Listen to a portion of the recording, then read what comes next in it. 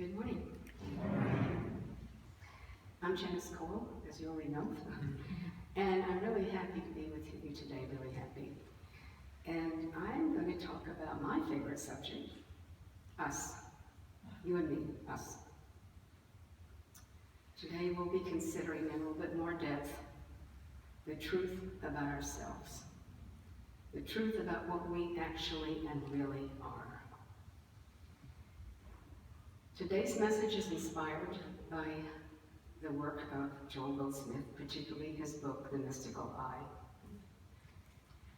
In case you don't know of him, and I know a couple of you do, Goldsmith was a remarkable healer, teacher, mystic, and he authored over 50 books. He spoke around the world, and as a phenomenal healer, so many thousands of people were healed of all kinds of things through the action of his consciousness. Not just physical ailments, but relationship issues, financial issues, mental illness, addictions, and so much more. How? He would say, by achieving within himself an experience of what God is and what we are. Just as an aside, Joel Goldsmith's teachings are very much in alignment with the 5 unity principles in the back of the bulletin here. Totally in alignment with our affirmations, our songs, and our prayers.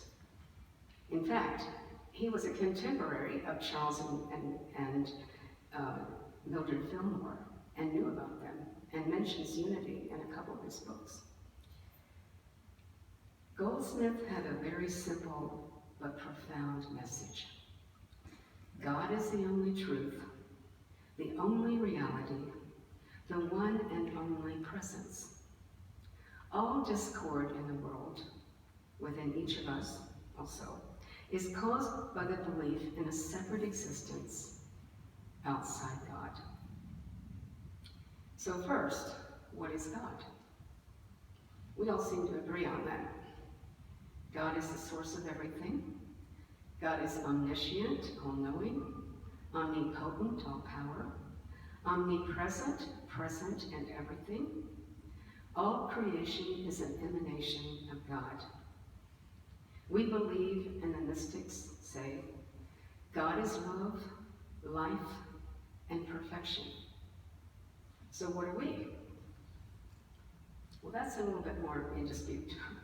But in the mystical eye, Goldsmith goes deeply into what we are and what our relationship with God is. There are many names for the true essence of ourselves. Unity and other faiths say the Christ within, or the Spirit, or the soul. A Course in Miracles speaks of the sonship. The ancient Vedantics called our essence Atman. Joel Goldsmith calls this the mystical eye. The I in that statement is the same I as in Psalm 46. Be still and know that I am God. Often explained as, be still and know that I in the midst of you am God. Jesus said the same thing. I and the Father, God, are one and the same. But whether we're trying to describe God or what we are, these are all just words. The fact is that what we are and what God is beyond words and thoughts, beyond mental concepts.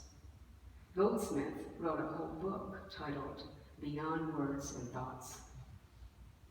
But people keep trying. We keep trying, don't we? Some other statements, maybe a bit more descriptive, that have come about recently. I am a spiritual being having a human experience. I am eternity itself having an experience in time. I am everyone and everything. I am the eternal witness to all experience. spiritual being, eternity itself, everyone and everything. These sound pretty good, don't they? Pretty amazing. But how do we know? A lot of us think we know. We know these things by heart, right? So maybe the more useful question is, how do we know we know? So, time for a nice little Zen story, okay? This story is about two men. One of them was a scientist, a botanist. He specialized in trees, and in particularly the ash tree. He spent years studying the ash tree, its life cycle, diseases, rhythms, and after years of studying it, he still wasn't satisfied. So he set up a lab, he set up the microscopes, he looked at cells, he wrote hundreds of books and papers on his studies.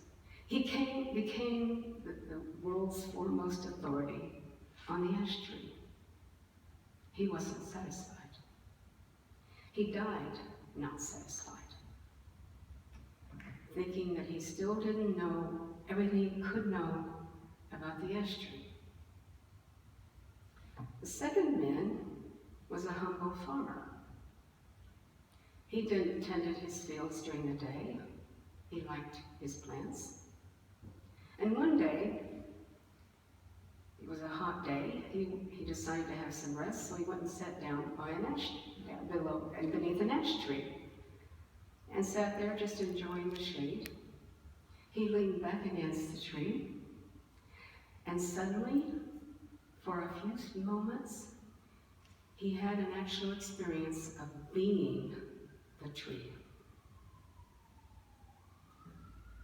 Which man really knew the tree? Which man was satisfied? And if this experience had happened to the scientist, could he have been satisfied forever? And another thing, if the scientist had had an experience of being a tree, could he have ever explained it, what it meant to be a tree? Even with all his wordsmith skill? Probably not. It would be like trying to explain the color red to somebody who's blind, right? Or the taste of watermelon to someone who'd never only eaten meat and potatoes, say. But that's not anything new. We take for granted every day our experiences in consciousness, many experiences in consciousness we have in our ordinary day that are beyond our minds, beyond our mental concepts. The experience of seeing red, for example. Describe for yourself right now the experience of seeing red. Mine's blank, right? What about the experience of wind on your face? What about the feeling of being in love? A whole lot of people have tried to explain that one, right? We can memorize every love poem that has ever been written, but we really won't know what it feels like to be in love until we experience it ourselves. And once we do, many of us are speechless. But once we have experienced anything, we usually don't even care that we don't know how to describe it. We don't even think that it's beyond mental concepts. We just taste the watermelon and enjoy it. Right? The simple truth is that consciousness every day transcends our minds, transcends thoughts, transcends mental concepts. This can become really obvious to you if you just watch your experiences in consciousness every hour and every day, and then try to explain them. My guess is if you actually tried this, you could probably explain almost none of them. So the experience of actually being the Christ within is even more beyond the mind, beyond our concepts, beyond our descriptions. But like the scientist, we go on and on, trying and trying to get it with the mind. How many of us consider ourselves to be spiritual seekers? How many of us are spiritual finders? Many of us have read dozens of books, right? Some of us hundreds. Am I the only one? But are we any closer to really knowing, to living with a felt sense of what we actually are? Have we experienced being what we are? Do we live in that? Do we really know, even if we have, or think we have? And how would we know we know? Goldsmith and other teachers would ask, have you found inner peace? And are you living with it continually? Do you look at others as yourself? Do you see God in all? Do you really know for sure this statement from A Course in Miracles, quote, "You are as God created you, and so is every living thing you look upon, regardless of the images you see," unquote. And are you living with a constant inner joyfulness, regardless of walking through the shadow of death? To know the truth, to really know what we are, is to experience it, become it in consciousness. This can be some great awakening moment, or it can be a gradual opening of our consciousness to the point where we're abiding in it all the time. Such experiences are beyond our thoughts. But thoughts and words can be obstacles. Because we're trying with these thoughts and words to figure it out with our minds. And we're getting nowhere. To know what we are, to live with this knowing, is to feel and experience the presence with us continually. To live as our real selves. It helps to let go of definitions, concepts, and just like tasting the watermelon, just enjoy. The difference in our lives, if we could live this way and know this, would be tremendous, because, as Goldsmith says, God exists in us as us. Therefore, we share all the qualities of God. So, that means we are love itself. We are prosperity itself. We are wholeness itself. We are perfection itself. We are omniscience, omnipotence, and omnipresence itself. Kind of unbelievable, right? Let's take just one quality of God, omnipresence, which means present in everything.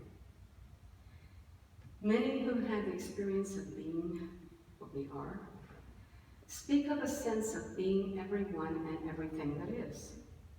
In fact, in my readings of hundreds of these testimonies, it seems to be the most common thing they talk about, the easiest thing to grasp, that we are omnipresent. Gautama the Buddha, born around 550 BC, wrote this after awakening, quote, "And he who beholds all being in the self, and the self in all being, he never turns away from it. When to a man who understands the self has become all things. Then what sorrow, what trouble can there be in him who once beheld this unity?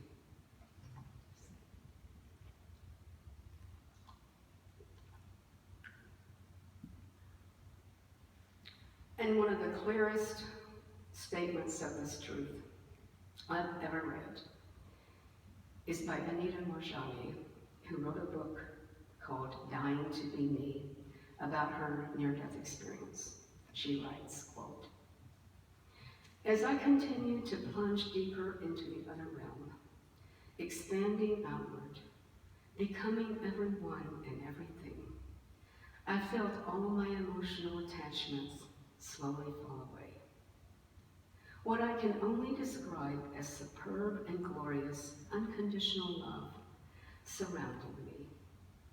I had a beautiful experience of peace and freedom. I didn't feel as though I'd physically gone anywhere. It was more as though I had awakened. My soul was finally realizing its true magnificence. I was overwhelmed by the realization that God isn't a being, but a state of being, and I was now that state of being. In my experience, I became the source, and there was total clarity. There was no source outside of my own expanded awareness. It felt as though I encompassed totality. Belief and faith gave way to knowing. It seemed that I became everything, and it all existed within me." Unquote. Omnipresence, being omnipresence. Now there's an experience beyond words and thoughts, right? Definitely, beyond mind. But not beyond our consciousness. Not beyond yours, not beyond mine, not beyond anyone's. Right here, right now where you sit, your consciousness is completely capable of experiencing yourself as omnipresence. Right now. People have woken up in the midst of all kinds of things. So what gives? What gives? If God, as Joel Wilson says, is the only truth, the only reality, the one and only presence, living in us as us, then why do we look out on the world and see all this discord? Why do some of us feel so unworthy? Why do we have diseases and discontent in all kinds of forms? Why?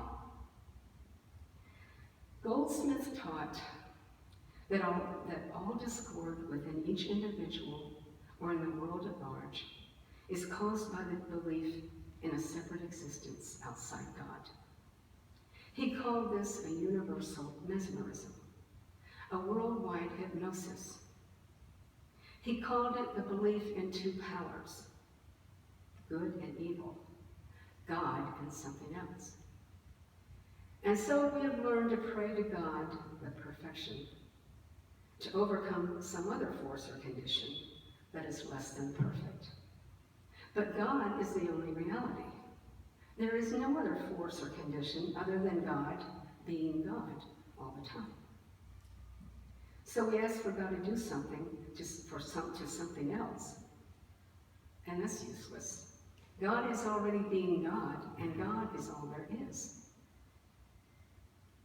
We seem to see, however, this disharmony within ourselves and the world because, as Goldsmith taught, this mass universal belief is simply being outpictured by the appearances of discord. These appearances are the illusions we live in. Goldsmith called this a universal mesmerism based on nothingness, based on a belief, nothingness, creating an illusion or a dream, more nothingness. The appearances of these things are just that, appearances. These appearances will continue to appear until the light of truth comes into our consciousness, and they are seen to be nothing. And the truth of being is then revealed, as it always has been, the only reality. He believed that the healings that people experienced through his consciousness were not changes in the appearances, but simply that the truth was outpictured. Or to say it another way, he didn't go in and change the dream. He woke up from the dream itself. It was as if a light had turned on, and the darknesses and discord was simply shown to have never existed.